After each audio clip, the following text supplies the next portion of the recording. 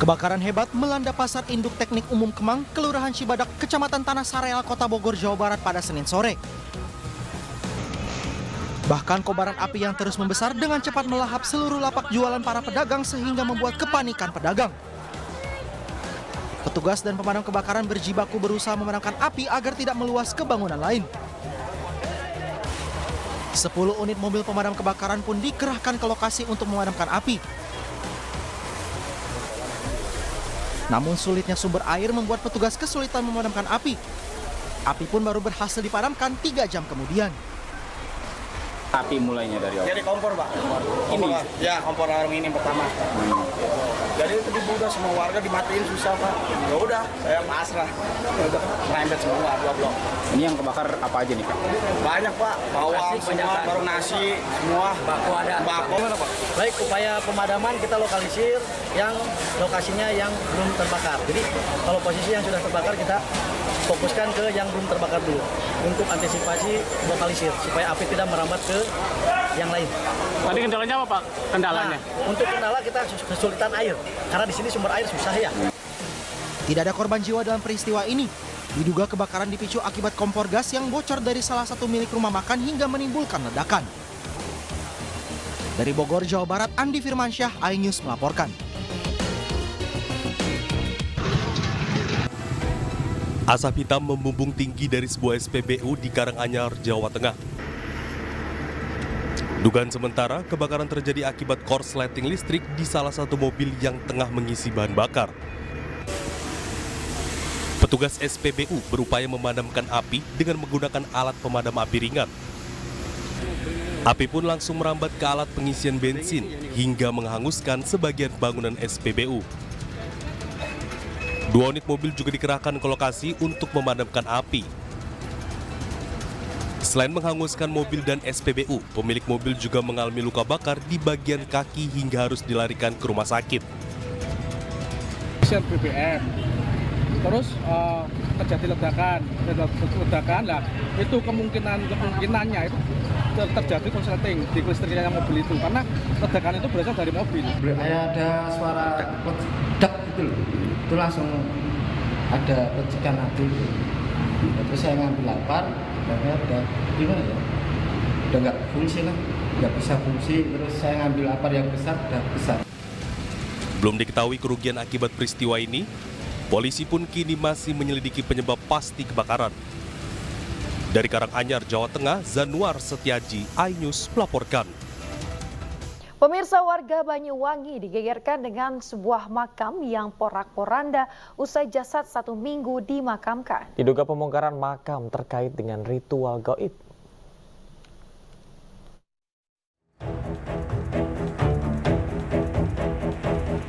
Warga desa Plampangrejo, Kecamatan Celuring, Banyuwangi, Jawa Timur digegerkan dengan aksi pembongkaran makam seorang perempuan oleh orang tak dikenal. Diketahui jenazah perempuan yang dimakamkan baru berusia 7 hari. Selain papan kayu penutup jenazah dan batu nisan yang berserakan di atas makam, diketahui tali pocong jenazah juga menghilang dari dalam makam.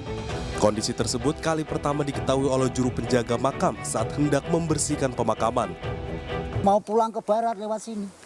Tahu-tahu saya nengok ke barat. Nah, itu makamnya anaknya Pak Katimin kok berserakan tanahnya. Saya kaget. Tidak ada yang tahu persis kapan makam ini dibongkar. Diduga pembongkaran berkaitan dengan ritual gaib yang dilakukan oleh pelaku. Keluarga almarhum yang mengetahui hal ini sangat terpukul dengan aksi pembongkaran makam oleh orang tak dikenal tersebut. Setelah kami bersama-sama dengan warga dan juga keluarga bersepakat untuk melihat bersama-sama, mengecek bersama-sama, ternyata tidak terjadi kehilangan untuk mayatnya sendiri. Sedang berarti untuk yang diambil kemarin itu hanya tali mayatnya saja, 3 tali mayat, tetapi untuk organ tubuh dari si mayat tersebut masih semuanya utuh. Pengerusakan makam tersebut hingga kini masih dalam penyelidikan pihak kepolisian. Dari Banyuwangi, Jawa Timur, Eris Utomo, iNews melaporkan. Pemirsa, Kapolda Sumatera Utara kunjungi rumah wartawan korban kebakaran di Kabupaten Karo, Sumatera Utara. Kedatangan Kapolda ini memberi harapan bagi keluarga terutama anak korban yang meminta agar kasus kematian sang wartawan diusut tuntas.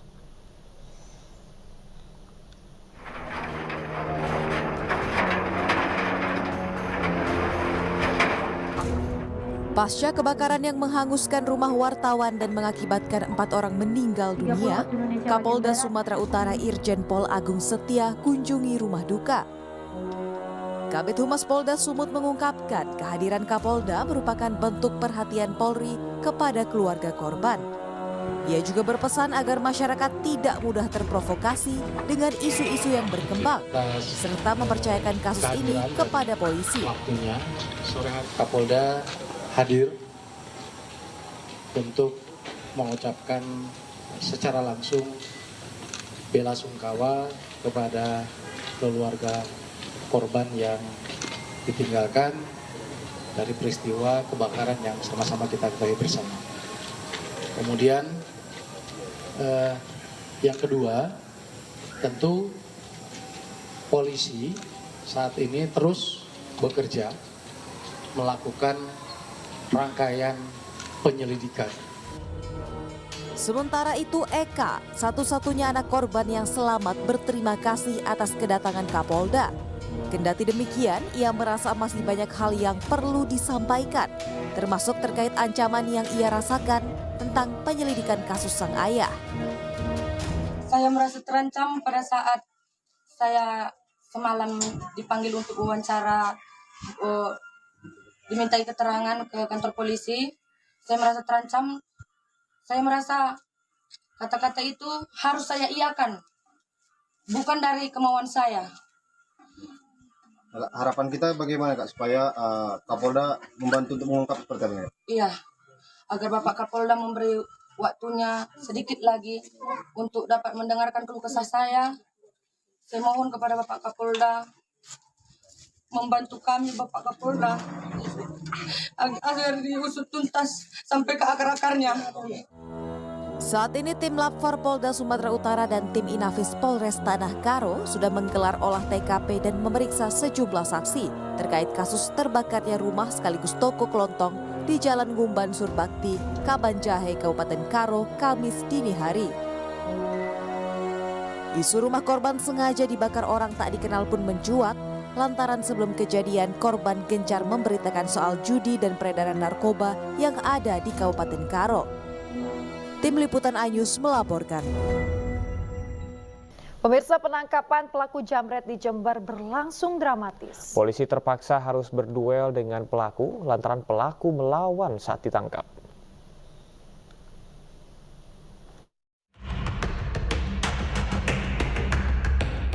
Kamera pengawas di sebuah jalan raya Kecamatan Bangsal Sari, Jember merekam seorang jamret baku hantam dengan polisi saat hendak ditangkap. Sementara rekannya ditangkap tanpa perlawanan di rumahnya. Keduanya ditangkap setelah korban yang dijamret melapor ke polisi. Kedua pelaku menjamret korban di kawasan Desa Petung, Kecamatan Bangsal Sari saat hendak pulang ke rumahnya dari konter handphone. Keduanya kini diamankan di Polsek Bangsal Sari, Jember. Selanjutnya, dari pelaporan korban, kami melakukan serangkaian penyelidikan. Tentunya kemarin kami mendapati posisi handphone milik korban berada di salah satu wilayah di Kecamatan Patrang. Polisi juga menyita barang bukti 2 handphone, surat-surat penting dan sepeda motor sebagai alat untuk melakukan aksi kejahatannya. Dari Jember, Jawa Timur, Bambang Sugiarto, Ainus melaporkan. Kita ke informasi berikutnya, pemirsa. Diduga lantaran tidak mendapatkan harta warisan, seorang anak di Karawang, Jawa Barat menggugat ibu kandungnya sendiri ke meja hijau. Sengketa anak dan ibu kandung ini kini tengah bergulir di Pengadilan Negeri Karawang.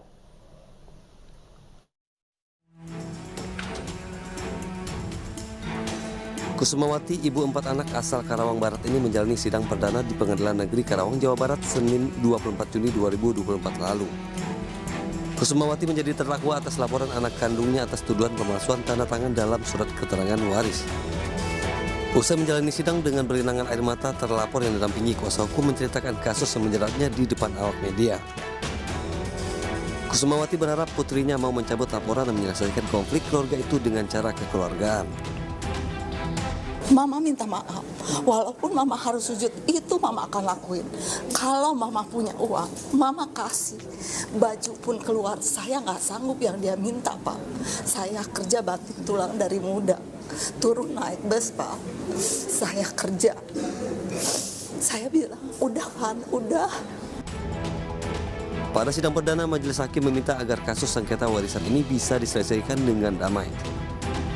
Sementara itu, sang anak belum memberikan pernyataan resmi terkait kasus ini. Tim Liputan iNews melaporkan.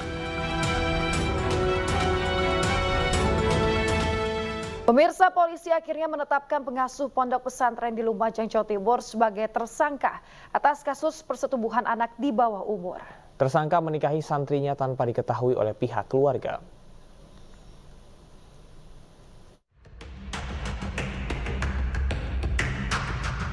Suasana pondok pesantren Hubu Nabi atau Pondok Habib Merah di Desa Sumber Mujur, Kecamatan Candipuro, Lumajang, Jawa Timur tampak sepi pasca terbongkarnya kasus pengasuh ponpes berinisial ME yang menikahi anak di bawah umur tanpa izin orang tuanya.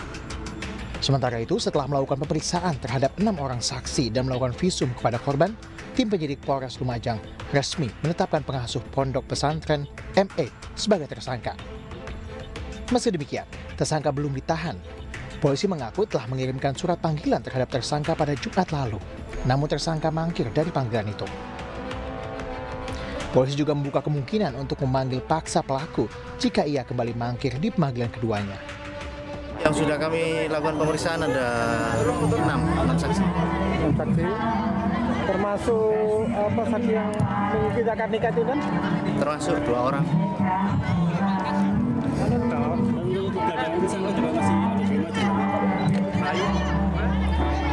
Panggilan yang jelas kami luncurkan ke sesuai alamat dari tersangka. Untuk keberadaannya masih di Lumajang.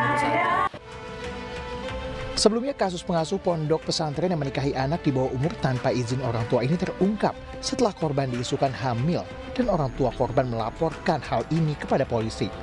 Dari kasus pencabulan ini juga belakangan diketahui bahwa pondok pesantren ini tidak terdaftar di kantor Kementerian Agama Kabupaten Lumajang. Dari Lumajang, Jawa Timur, Yayan Nugroho, iNews melaporkan. Pemirsa, sidang pra-peradilan gugatan penetapan tersangka Peggy Setiawan atas kasus pembunuhan Vina dan Rizky kembali digelar pada Senin 1 Juli. Pada sidang kali ini, pihak termohon yakni Polda Jabar hadir di persidangan.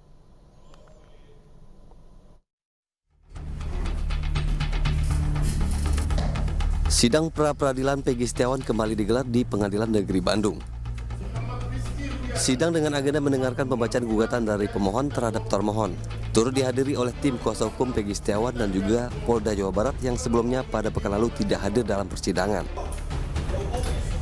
Dalam gugatannya, tim kuasa hukum Peggy Setiawan meminta hakim untuk membebaskan Peggy karena penetapan Peggy Setiawan sebagai tersangka dianggap tidak sesuai prosedur dan ciri-cirinya berbeda dengan DPO yang dikeluarkan polisi. Peggy Setiawan tidak menggunakan nama alias. Tidak ada satu orang pun yang mengenalnya dengan nama Perong. Atau tidak ada teman atau tidak ada pihak keluarga yang pernah memanggil dengan nama Perong. Kemudian pada tahun 2016 berusia 20 tahun. Dan pada tahun 2024 berusia 28 tahun. Atas gugatan ini, majelis hakim pun kembali mengagendakan sidang pada hari Selasa 2 Juli 2024 dengan agenda mendengarkan jawaban dari pihak termohon.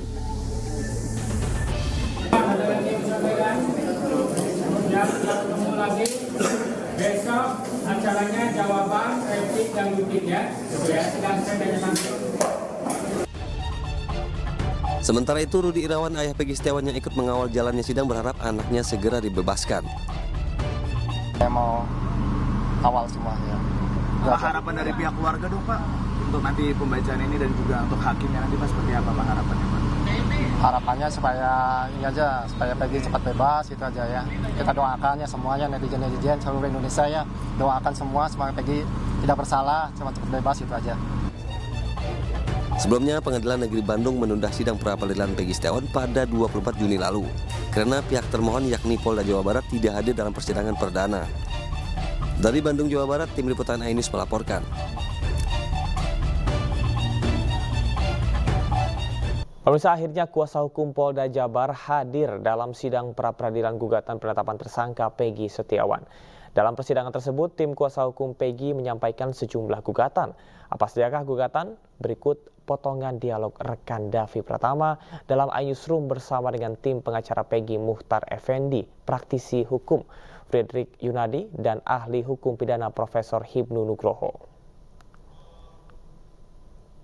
Ini adalah bahwa Peggy Setiawan secara personal itu sejak tahun 2016 tidak pernah dipanggil oleh pihak kepolisian untuk dimintai keterangan. Itu yang pertama. Kemudian yang kedua, kalaupun toh kepolisian daerah Jawa Barat betul-betul menjunjung tinggi putusan pengadilan Cirebon tahun 2017, maka yang ada di dalam daftar DPO itu bukan Peggy Setiawan, tetapi adalah Peggy alias Peron.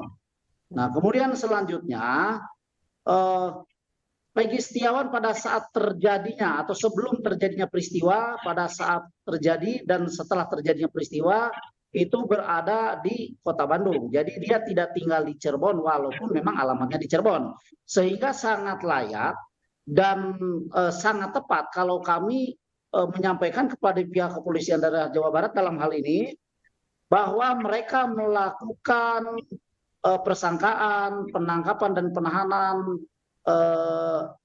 dengan error in persona. Artinya salah tangkap kalau kami tafsirkan seperti itu. Menurut saya begini, pertama dalam permohonan pra-peradilan apapun alasan itu adalah hak daripada pemohon untuk mencari suatu dalil-dalil atau alasan-alasan yang menurut pemohon itu adalah benar. Tentu itu semuanya itu akan diuji ya. Dalam hal ini pasti kan Polda itu akan menjawab. Menurut saya penyidik melakukan penangkapan tidak ada keharusan harus memanggil atau menjadikan saksi dulu. Setiap langkah-langkah hukum yang diambil dalam penyidikan, penyidik itu berhak melakukan penangkapan tanpa pemberitahuan pada siapapun. Sehingga dalam hal ini penangkapan yang dilakukan Polda, meskipun saya tidak tahu alasannya bagaimana, tapi saya yakin penyidik itu pasti sudah sangat hati-hati dalam hal ini menetapkan tersangka dan melakukan penangkapan. Kedua, dalam hal ini saya yang dari berita yang saya lihat, saya tidak kenal dengan Peggy. Saya lihat dia itu waktu kerja di Bandung itu, dia selalu itu kan pakai topi di kerudung, kemudian pakai masker. Keluar dari rumah kos-kosan itu pasti demikian. Sehingga itu kan memberikan kecurigaan, mengapa mukanya harus ditutup. Pra-peradilan itu adalah sebagai kontrol di dalam pra-adjudikasi mengenai subjek orangnya dan mekanisme perlindungan hak asasi manusia terhadap tersangka. Dalam hal ini kalau kita mengacu pada koreksi kejaksaan, ibarat pertama itu kita harus melihat identifikasi orang. Jadi kita tidak bisa masalah penyitaan, penentuan tersangka, itu nomor 2. Karena kalau kasus ini berbeda dengan penentuan tersangka kasus yang lain. Kalau kasus yang lain itu tersangkanya jelas. Baru bagaimana penentuan alat bukti. Dan alat bukti itu alat bukti yang menduga loh ya. Menduga, belum yang menentukan. Nah sekarang masalah Peggy, itu yang jadi problem adalah identifikasi subjek pelakunya. Subjek pelakunya itu, apakah betul Peggy? Anaknya siapa? Alamatnya di mana? Bekerjanya di mana? Itu yang... Pemirsa, pihak kuasa hukum Peggy Setiawan mengatakan pihaknya melihat kejanggalan demi kejanggalan dalam penetapan Peggy sebagai tersangka kasus pembunuhan Vina dan Eki. Hal itulah yang menjadi dasar poin-poin gugatan Peggy di pra-peradilan. Dan kita akan tampilkan kepada Anda, pemirsa, poin-poin penting yang menjadi gugatan tim pengacara Peggy Setiawan kepada Polda Jawa Barat dalam sidang pra-peradilan pada kemarin siang. Yang pertama adalah ciri fisik dan usia yang berbeda antara versi DPO yang disebarkan Polda Jabar dengan versi yang ditangkap polisi. Peggy Setiawan dalam DPO polisi berusia 22 tahun saat peristiwa terjadi di tahun 2016. Ini artinya saat ini usia Peggy Setiawan sudah ada di angka 30 tahun. Sementara menurut polisi, Peggy juga memiliki ciri fisik berambut ikal dan berkulit hitam. Sementara Peggy Setiawan yang ditangkap polisi saat ini berusia 27 tahun dan juga memiliki rambut yang relatif lurus. Inilah dasar yang menurut kuasa hukum menguatkan dugaan salah tangkap dan menimbulkan pertanyaan apakah Peggy Setiawan ini adalah Peggy alias Peron yang masuk dalam daftar pencarian orang. Poin lain yang menjadi sorotan kuasa hukum Peggy adalah soal alamat. Jika Peggy alias Peron yang dicari polisi disebut beralamat di Banjarwangunan, Kecamatan Mundu, Cirebon, Jawa Barat, berbeda dengan Peggy Setiawan yang ditangkap dari berbagai kesaksian tetangga. Peggy sudah lama tinggal di alamat rumahnya saat ini, yaitu di Dusun 1 Blok Simaja, Kecamatan Talun, Jawa Barat. Poin lainnya adalah soal penetapan tersangka yang dianggap janggal. Menurut kuasa hukum Peggy, sejak tahun 2016 tidak pernah dipanggil atau diperiksa polisi. Meski saat itu rumahnya sempat digeledah, tiba-tiba di tahun 2024 ketika kasus Vina muncul kembali ke publik, Peggy ditangkap oleh polisi lalu ditetapkan sebagai tersangka. Kuasa hukum Peggy juga mempertanyakan alat bukti yang membuat kliennya ditetapkan sebagai tersangka. Sebagai informasi bahwa dibutuhkan 2 alat bukti untuk menetapkan seseorang sebagai tersangka.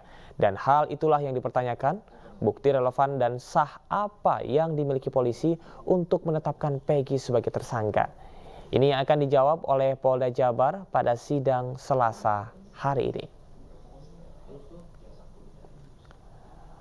Poin selanjutnya, kuasa hukum Peggy juga mempertanyakan kemana 2 motor keluarga Peggy yang sempat disita polisi 2016 lalu. Kuasa hukum mempertanyakan relevansi penyitaan motor tersebut dengan kasus ini, karena tidak ada laporan dari polisi bahwa motor ini menjadi bukti dalam keterlibatan Peggy di kasus pembunuhan Vina dan Eki. Dan pemirsa, itulah sejumlah kejanggalan yang menjadi sorotan oleh kuasa hukum Peggy Setiawan. Hal ini juga yang menjadi dasar gugatan pra-peradilan Peggy Setiawan. Lalu untuk jawaban dari pihak Polda Jawa Barat atas gugatan para pengacara, itulah yang akan didengarkan di sidang lanjutan pra-peradilan Peggy Setiawan pada Selasa dan Rabu hari ini. Sementara Polda Jawa Barat, pemirsa, hadir dalam sidang pra-peradilan tersangka pembunuhan Vina dan Eki. Peggy Setiawan di Pengadilan Negeri Bandung, Kepala Bidang Hukum Polda Jabar Kombes Pol Nur Hadi mengatakan Polda Jawa Barat membawa 15 kuasa hukum. Dengan undangan dari pengadilan, kita dengan tim jumlah sekitar 15. Insya Allah kita akan mengikuti sidang dan nanti silahkan nanti rekan-rekan media apabila ini mungkin kegiatannya live bisa nanti disimak. Untuk hal-hal yang lain mungkin tidak perlu kami sampaikan di sini karena ini menyangkut nanti materi-materi yang di persidangan. Tentunya pada hakikatnya kami siap. Mari. Ini kuasa hukumnya internal atau melibatkan eksternal juga, Pak? Enggak, ini internal. Hanya internal saja. Internal untuk Polri.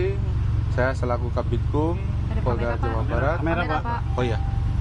Selaku Kabitkum Polda Jabar itu kami yang membuat. Hari pertama ini membacakan untuk dari pemohon dan kita memberikan jawabannya.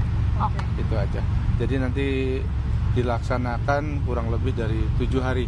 Nah, nanti biasanya nanti hakim tunggal yang nanti akan menyampaikan rondonnya atau jadwalnya. Bapak, mungkin izin Pak, kemarin kan banyak polemik gitu dan asumsi.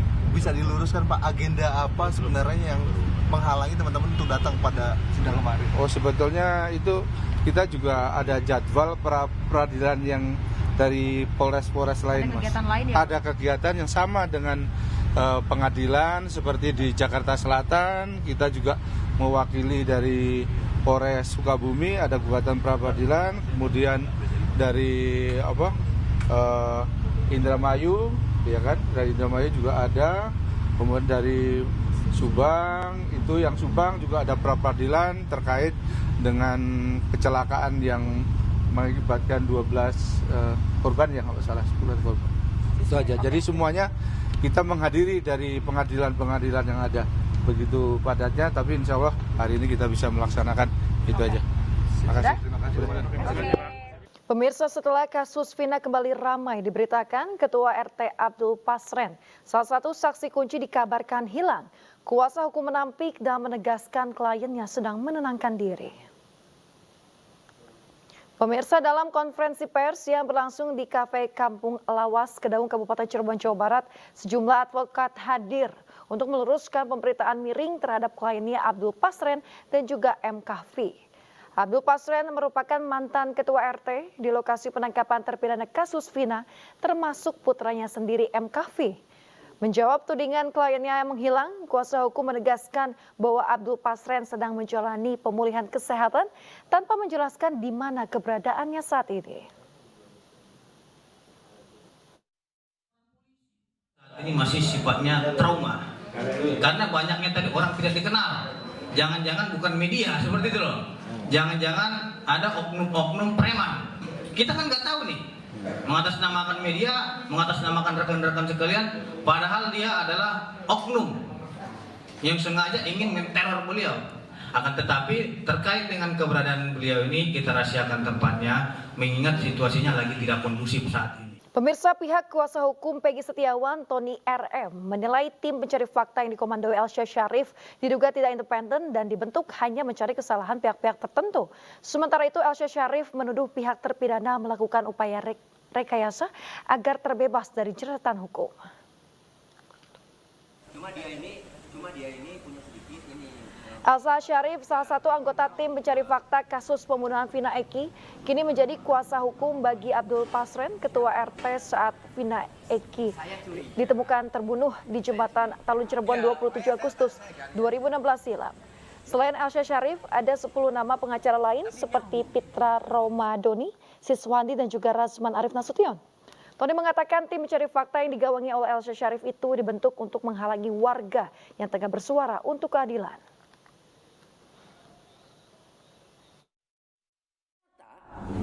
Tim pencari fakta itulah yang sekarang jadi pengacaranya, surat kuasanya beredar. Ibu Elsa, Pitra, Rasman. Lah, kemarin tim pencari fakta independen. Kok sekarang malah ya membela jadi penasihat hukumnya Pak Abdul Pasren, Pak RT, yang memang lagi dicari-cari karena diduga Pak RT ini memberikan kesaksian palsu dibandingkan dengan kesaksian banyak orang-orang yang tidur di rumah Pak RT seperti Okta, Pram, Teguh kan gitu, dan para terpidana lainnya kan, ada 5 terpidana lainnya.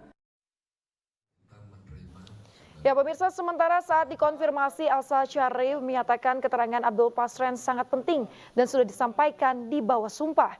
Namun belakangan diketahui pada tahun 2016 pihak ketujuh terpidana mendatangi rumah dan juga mencoba menyuap Abdul Pasren agar merubah keterangannya. Hal ini dilakukan pihak terpidana agar bisa bebas dari jeratan hukum. Ini kan didatangi oleh keluarga para terpidana dan kebutuhannya hanya satu, supaya membebaskan. Itu ada di bawah sumpah, membebaskan anak-anaknya yang terpidana ini lepas dari jeratan hukum.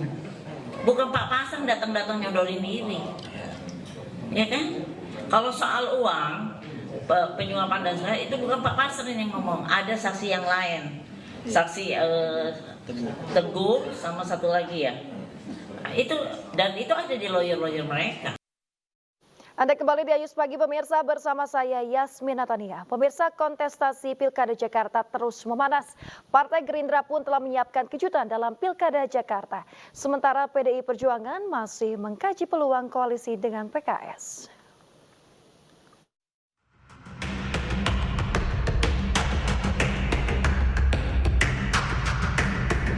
Hingga kini baru sosok Anies Baswedan yang dipastikan maju dalam Pilkada Jakarta. Anies diusung oleh Partai Keadilan Sejahtera berpasangan dengan Muhammad Sohibul Iman yang saat ini menjabat sebagai Dewan Suro PKS.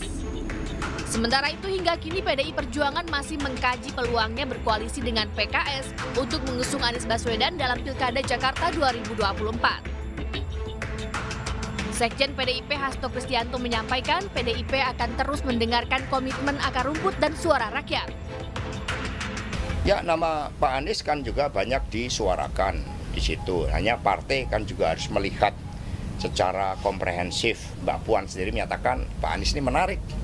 Nah, sehingga dari pernyataan Mbak Puan kami terus lakukan, kami kembangkan untuk mendengarkan komitmen akar rumput dan bagaimana suara dari kebinekaan kita harus betul-betul diperhatikan. Kami tidak pernah kehilangan stok pemimpin karena partai selalu melakukan kaderisasi. Di sisi lain, Partai Gerindra hingga kini belum mengajukan calonnya dalam kontestasi Pilkada Jakarta mendatang. Namun, Gerindra nyatakan telah siapkan kejutan dalam Pilkada Jakarta. Rencananya Gerindra akan mengumumkan calonnya sebelum bulan Agustus. Insya Allah nanti akan ada kejutan yang sedang dilakukan oleh Pak Prabowo untuk mengambil keputusan-keputusan politik untuk DKI Jakarta. Nama-namanya udah ada? Insya Allah nanti tunggu waktu sebentar ya untuk diumumkan. Sudah di dalam kantong. Ada nama Mas Anies nggak? Saya nggak ngintip untuk nama itu. Sebagai Gubernur Jakarta 2017-2022, Anies dinilai sebagai sosok yang kuat untuk kembali bertarung dalam Pilkada Jakarta 2024. Survei sejumlah lembaga juga menunjukkan elektabilitas Anies masuk di 3 besar kandidat potensial Pilkada Jakarta. Selain Anies Baswedan, nama Ridwan Kamil digadang-gadang menjadi pesaing kuat untuk kursi Jakarta 1. Basuki Cahayapurnama atau Ahok juga telah menyatakan kesiapannya untuk maju dalam Pilkada Jakarta. Tim Liputan iNews melaporkan. Pemirsa, tidak hanya di Jakarta, Pilkada di Banten juga kian memanas. Ya, koalisi Banten Maju pun dibentuk sejumlah partai demi meloloskan calon mereka dalam Pilkada Banten.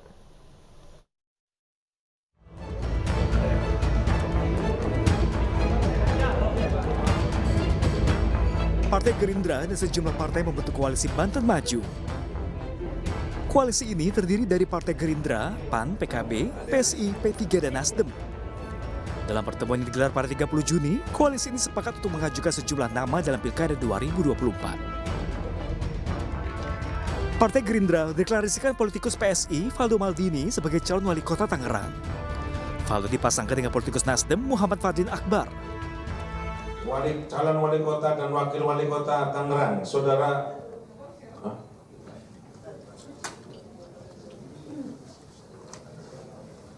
dari kota Tangerang, saudara Valdo Maldini dan saudara Fadlin.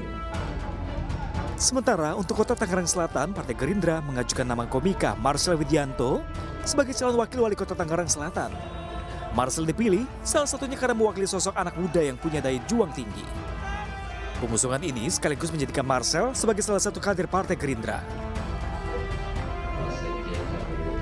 Untuk Gubernur Banten, koalisi Banten Maju mengusung pasangan Andra Soni Dimyati. Pasangan ini mendapat dukungan mayoritas partai pengusung Prabowo Gibran di Pilpres 2024. Pasangan ini diprediksi akan berhadapan dengan sejumlah tokoh seperti Airin Rahmidiani dan Rano Karno.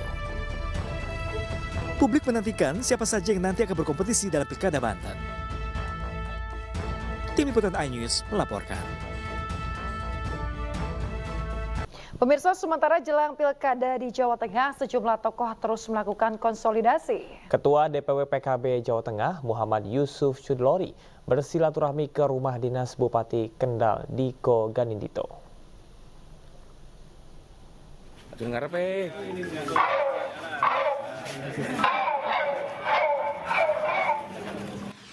Pertemuan antara keduanya berlangsung tertutup.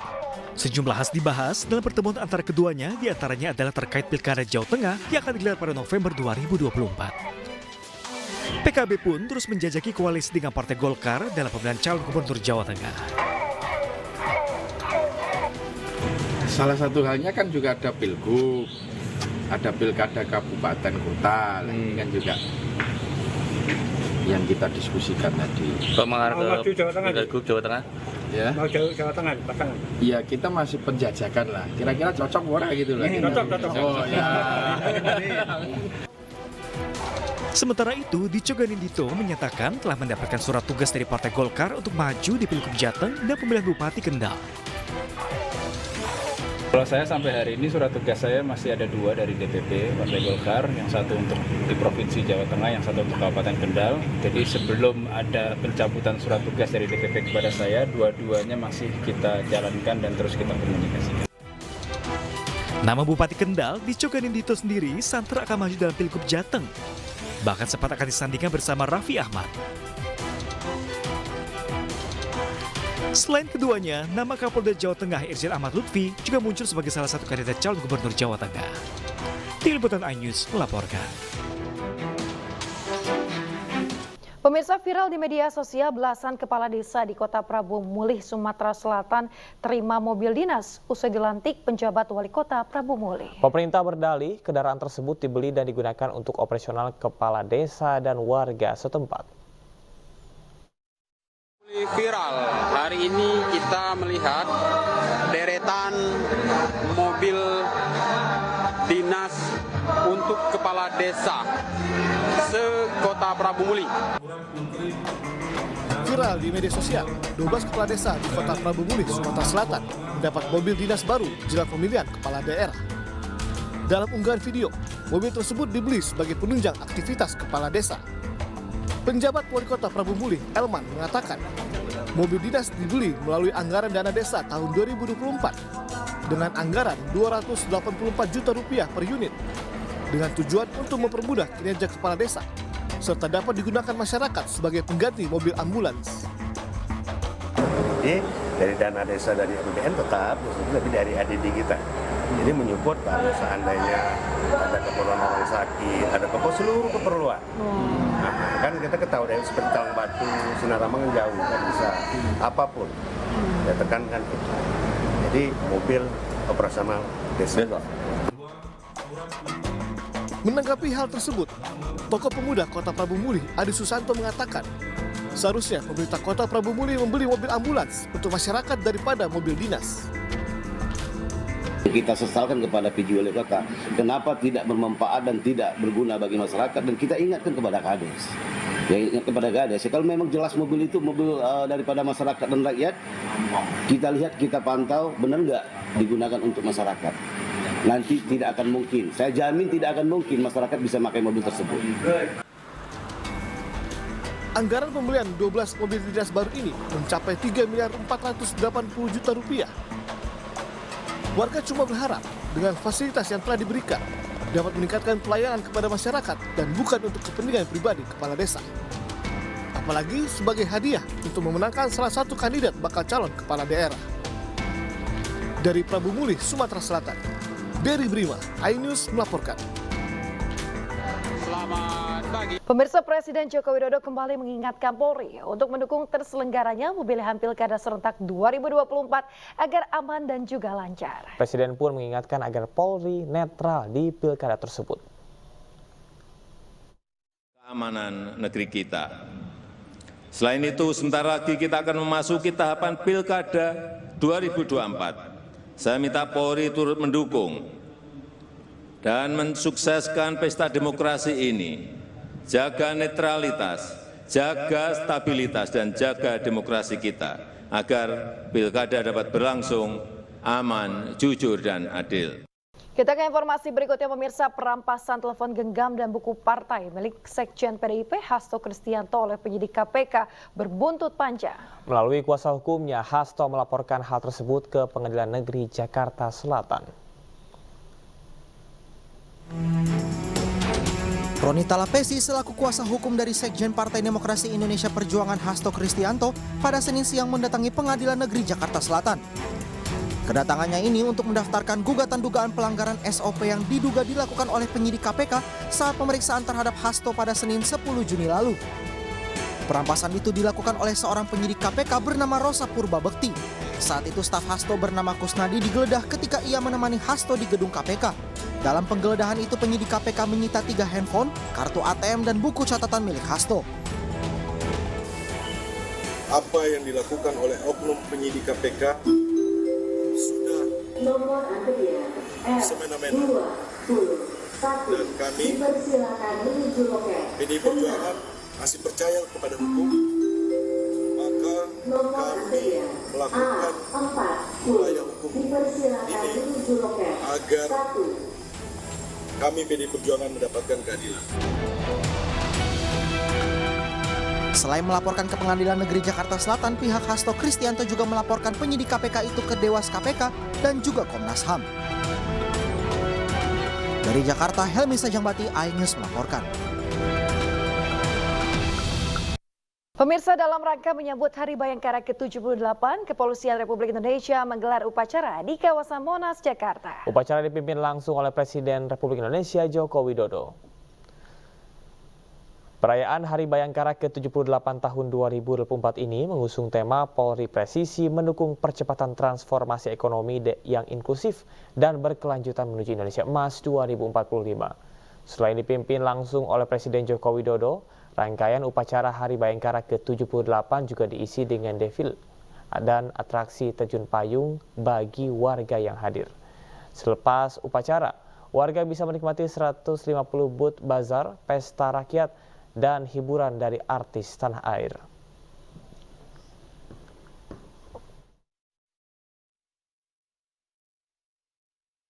Ya pemirsa, puncak perayaan Hari Bayangkara ke-78 menyediakan pesta rakyat. Pesta rakyat dimeriahkan dengan pertunjukan musik, wisata kuliner, hingga wahana hiburan.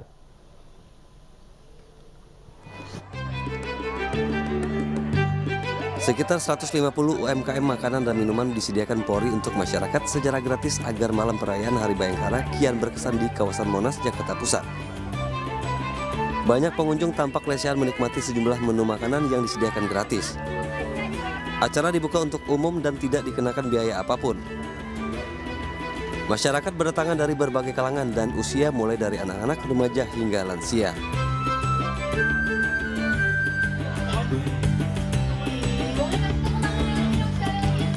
Tidak hanya di Jakarta, ribuan warga tumpah ruah memeriahkan Pesta Rakyat Bayangkara di Kabupaten Sarolangun, Jambi.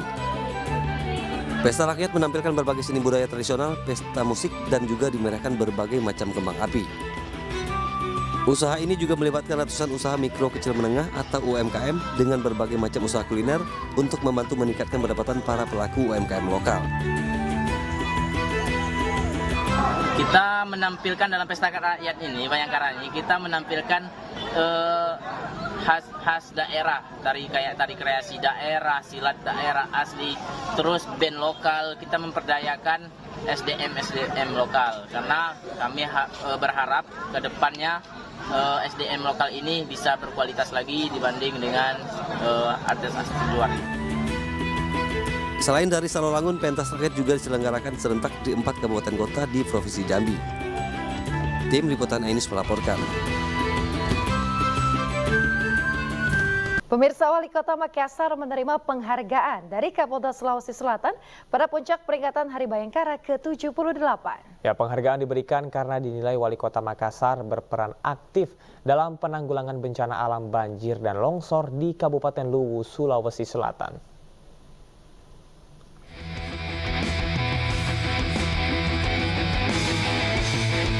Puncak peringatan HUT Bayangkara digelar di Mapolda, Sulawesi Selatan.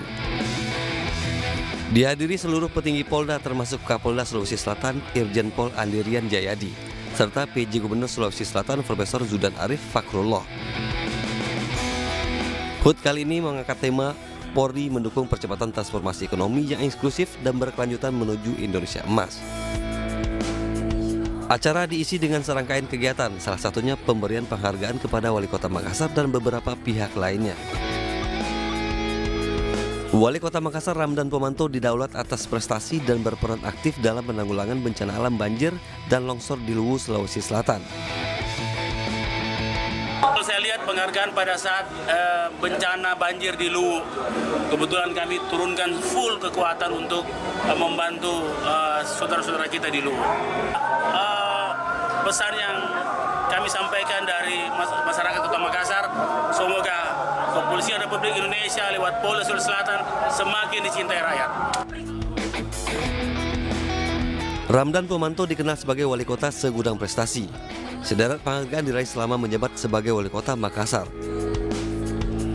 Belum lama ini, pria yang akrab disapa Dani Pomanto ini memborong 6 penghargaan dari peringatan Hari Keluarga Nasional ke-31 di Semarang. Penghargaan itu diberikan oleh Presiden Joko Widodo yang diserahkan melalui Menteri Koordinator atau Menko Bidang Pembangunan Manusia dan Kebudayaan Muhadjir Effendi. Dari Makassar, Sulawesi Selatan, Wahyu Ruslan, iNews melaporkan. Pemirsa, puluhan mahasiswa dari 29 negara menjadi partisipan kegiatan ASEAN Plus Environmental Action 2024. Kegiatan tersebut digelar oleh Himpunan Mahasiswa Hubungan Internasional Universitas Budi Luhur.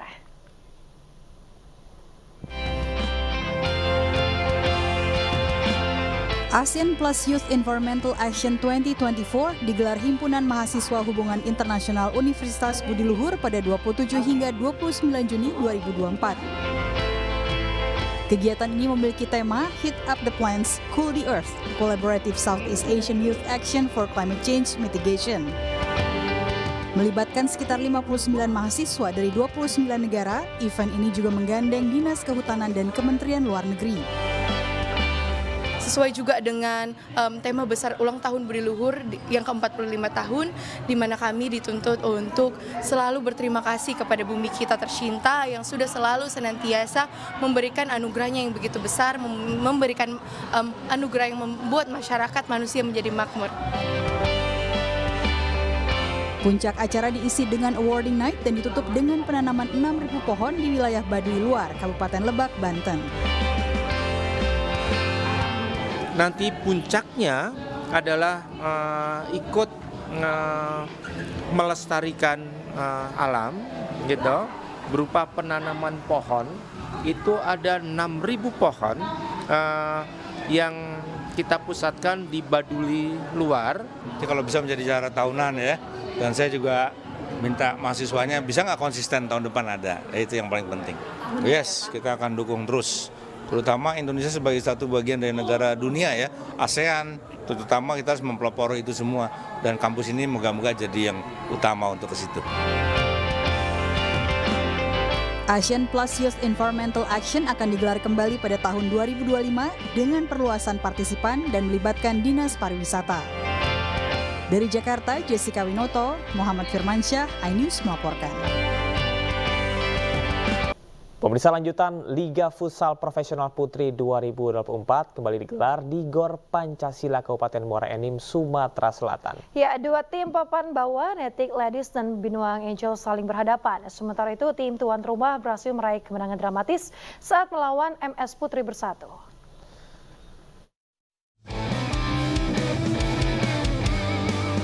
Pekan terakhir Liga Futsal Profesional Putri 2024 mempertemukan Netik Ladies melawan Binuang Angels di Gor Pancasila Kabupaten Muara Enim, Sumatera Selatan. Pada pertandingan ini, Netik Ladies berhasil meraih kemenangan atas Binuang Angels dengan skor 6-3. Netik Ladies yang berhasil meraih kemenangan mengakhiri turnamen di posisi keempat dengan 7 poin. Sementara Binuang Angels di posisi juru kunci dengan 3 poin. Pada laga kedua, Muara Enim United mampu tampil gemilang di hadapan para suporternya. Tempat tertinggal lebih dulu, Muara Enim United akhirnya mampu membalikkan keunggulan saat melawan MS Putri Bersatu dengan skor tipis 2-1. Kemenangan ini memastikan Muara Enim United mengunci klasemen di posisi ketiga dengan 13 poin. Sementara kekalahan ini menjadi kekalahan kedua MS Putri Bersatu yang harus puas mengunci klasemen di posisi kedua dengan 18 poin. Dari Muara Enim, Sumatera Selatan, Edwin Sahsatria, iNews melaporkan. Pemirsa, Menteri Pariwisata dan Ekonomi Kreatif Sandiaga Salahuddin Uno membuka Wonderful Indonesia Golf Tournament di Batam, Kepulauan Riau. Turnamen ini untuk mendorong kota Batam dan Kabupaten Bintan sebagai sport tourism hub di Indonesia.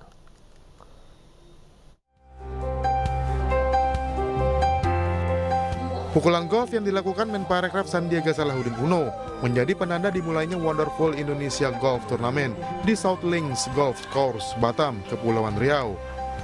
Sebanyak 140 pecinta olahraga golf baik dari dalam maupun luar negeri ambil bagian dalam turnamen internasional ini. Jadi ini adalah ekosistem dari pariwisata berbasis olahraga khususnya golf tourism. Pak, peserta sendiri ada dari luar Bapak? Ada dari luar, beberapa yang dari Singapura dan dari Malaysia tadi sudah bergabung sama kita. Nanti ini menunjukkan bahwa minatnya tinggi, tinggal kita bisa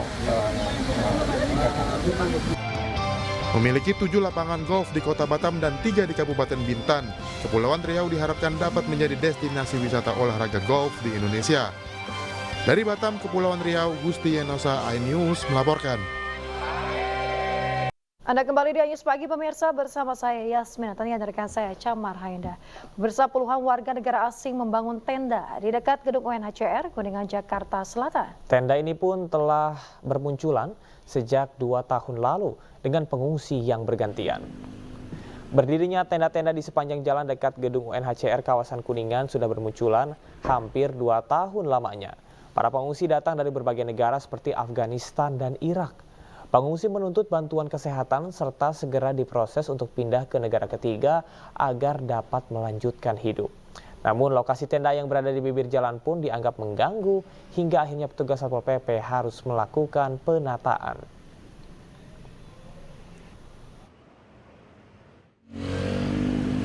Sementara itu, Kementerian Luar Negeri Republik Indonesia mengaku telah mengkomunikasikan permasalahan para pengungsi dengan UNHCR dan IOM, dua badan internasional yang bertanggung jawab atas nasib pengungsi.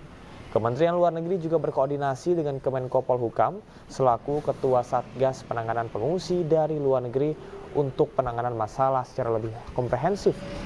Indonesia tidak menandatangani Konvensi Pengungsi 1951 dan protokol tambahannya tahun 1967, sehingga tidak memiliki kewajiban untuk memberikan penanganan bagi pengungsi dan pencari suaka dari luar negeri. Pengungsi yang melanggar aturan juga bisa ditindak secara hukum. Situasi pengungsi yang saat ini melakukan aksi demonstrasi dengan membangun tenda dan menginap di depan kantor UNHCR, perlu ditegaskan bahwa pengungsi dari luar negeri di Indonesia tidak kebal hukum. Tindakan membangun tenda dan menginap di depan kantor UNHCR merupakan pelanggaran peraturan daerah terkait ketertiban umum, dan pelanggaran seperti ini dilakukan oleh siapapun termasuk pengungsi dari luar negeri dapat ditindak sesuai ketentuan dan hukum yang berlaku. Kementerian Luar Negeri telah mengkomunikasikan permasalahan ini dengan UNHCR dan juga terus berkoordinasi dengan Kemenko Polhukam selaku Ketua Satgas Penanganan Pengungsi dari luar negeri untuk penanganan masalah ini secara lebih menyeluruh. Pemirsa, sebuah pentas balet kontemporer ditampilkan di Geraha Bakti Budaya Taman Ismail Marzuki, Jakarta untuk merayakan 75 tahun persahabatan Inggris dan juga Indonesia. Para penari menunjukkan interaksi budaya dalam gerak dan visual. Dan pemirsa, informasi ini sekaligus menutup jumpa kita di iNews pagi hari ini. Dan jangan lupa, Anda bisa mendapatkan informasi terkini melalui portal yang menghadirkan berita daerah dan berita nasional serta berita internasional lengkap di inews.id. Akhirnya saya Camar Haenda. Dan saya Smetania pamit undur diri pemirsa. Terima kasih, selamat pagi dan sampai jumpa.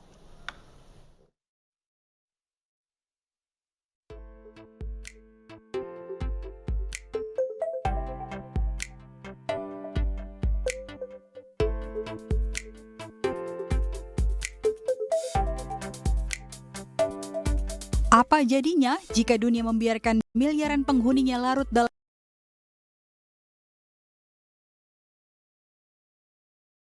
hiruk pikuk dan konflik dan kehilangan jati diri kemanusiaannya masing-masing? Tidak terbayangkan kekacauan massal yang bakal terjadi. Dalam Imago, manusia tampil berinteraksi dalam kedamaian, terkoneksi dalam kehidupan yang saling mendukung satu sama lain.